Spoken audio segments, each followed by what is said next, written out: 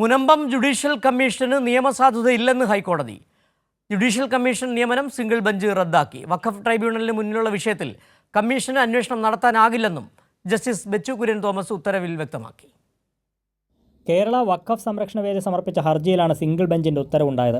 മുനമ്പം ഭൂമിയുമായി ബന്ധപ്പെട്ട വിഷയത്തിൽ ജുഡീഷ്യൽ കമ്മീഷനെ നിയമിച്ച സർക്കാർ നടപടി നിയമപരമല്ലെന്നായിരുന്നു ഹർജിക്കാരുടെ വാദം.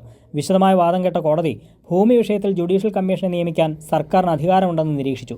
എന്നാൽ മുനമ്പത്ത് ജുഡീഷ്യൽ കമ്മീഷനെ നിയമിക്കാൻ സർക്കാരിന് അധികാരമില്ലെന്ന് ജസ്റ്റിസ് ബെച്ചു കുര്യൻ തോമസ് ഉത്തരവിൽ ചൂണ്ടിക്കാട്ടി.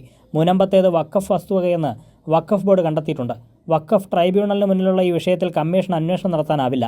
വഖഫ് ബോർഡ് തീരുമാനമോ വഖഫ് നിയമമോ സർക്കാർ പരിഗണിച്ചില്ല. അതിനാൽ ജുഡീഷ്യൽ കമ്മീഷനെ നിയോഗിക്കാനുള്ള സർക്കാർ തീരുമാനം നീതിയുക്തമല്ല. നിയമനത്തിൽ കൃത്യമായ വിശദീകരണം നൽകാൻ സർക്കാരിനായില്ലെന്നും ഉത്തരവിലുണ്ട്.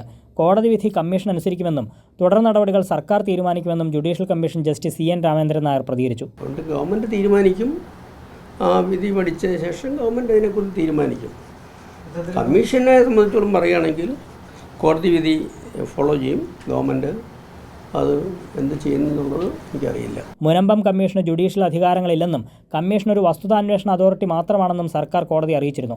എന്നാൽ കമ്മീഷൻ നിയമനം സിംഗിൾ ബെഞ്ച് റദ്ദാക്കിയ സാഹചര്യത്തിൽ വിധിയുടെ വിശദാംശങ്ങൾ പരിശോധിച്ച ശേഷം തുടർ നടപടികൾ സ്വീകരിക്കാനാണ് സർക്കാർ തീരുമാനം. കൈരളി ന്യൂസ്, കൊച്ചി.